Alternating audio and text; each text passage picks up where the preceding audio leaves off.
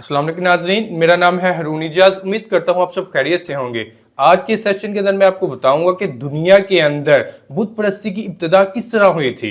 यूं तो काफर बेशुमार बुतों की पूजा किया करते थे, लेकिन 5 बुत ऐसे हैं जिनकी ये बहुत ही ज्यादा ताजीम भी करते थे और इन 5 की ये बहुत ज्यादा इबादत भी किया करते थे। इनमें से पहले नंबर पे है वद, दूसरे का नाम है सुवा, तीसरे का नाम है यगूस, चौथे का नाम है यअव्वक, पांचवें का नाम है नसर। नाज़रीन, ये 5 ऐसे बुत थे जिनकी काफर बहुत ज्यादा तज़ीम किया करते थे और बहुत ज्यादा इनकी इबादत किया करते थे।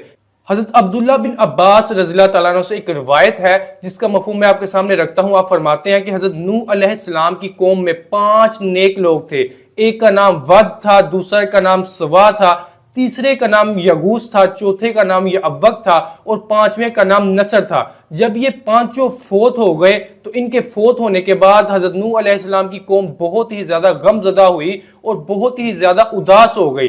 एक दिन अबलीस इस कौम के पास आया और पूछा, तुम किस वजह से परेशान हो? तो कौम ने अबलीस को बताया कि हमारी कौम के 5 नेक लोग वफात पा गए, हम उनके गम में बहुत ज्यादा परेशान हैं, बहुत ज्यादा उदास हैं।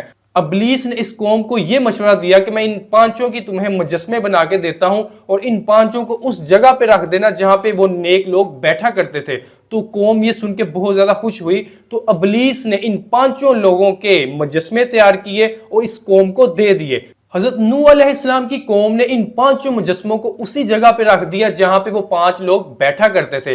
ये कौम इन 5 की तज़ीम तो करते थे लेकिन इबादत नहीं थे करते। लेकिन जब इस कौम में बेशुमार लोगों की वफात हो गई तो उनकी नस्ल आई तो उन्होंने इसकी तज़ीम के अंदर मजीद इजाफा कर दिया। जब उनकी नस्ल आई तो उन्होंने मजीद इजाफा कर दिया, यहां तक कि अल्लाह ताला की इबादत को छोड़कर इन 5 की इबादत करना शुरू कर दी। हजरत नूह अलैहिस्सलाम की कौम के वो अफराद जिनको ये मुजस्मे बना के दिए गए थे, उन्होंने तो इन बुतों की इबादत नहीं की, लेकिन जब उनकी नस्ल आ गई तो उन्होंने इन्हीं बुतों की इबादत करना शुरू कर दी और अल्लाह ताला की इबादत छोड़ दी। नाज़रीन, इसी से मिलती जुलती एक दूसरी रिवायत भी कुछ इस तरह से है कि हजरत आदम अलैहिस्सलाम की औलाद में से 2 फर्द थे जिनका नाम था वद और सबा। जब इन दोनों का इंतकाल हो गया तो कौम के लोग बहुत ही ज्यादा परेशान हुए और वो बहुत ज्यादा उदास हुए। इसी तरह अबलीस भी इस कौम के पास आया और वजह दरियाफ्त की। उन्होंने वजह बताई तो अबलीस ने कहा, तुम परेशान ना हो, मैं इन दोनों की तस्वीर बना के तुम्हें देता हूं। मैं इन दोनों की तस्वीर बना के तुम लोगों को देता हूं। जब तुम नमाज के लिए खड़े हो तो इन तस्वीर को अपने सामने रख लिया करना।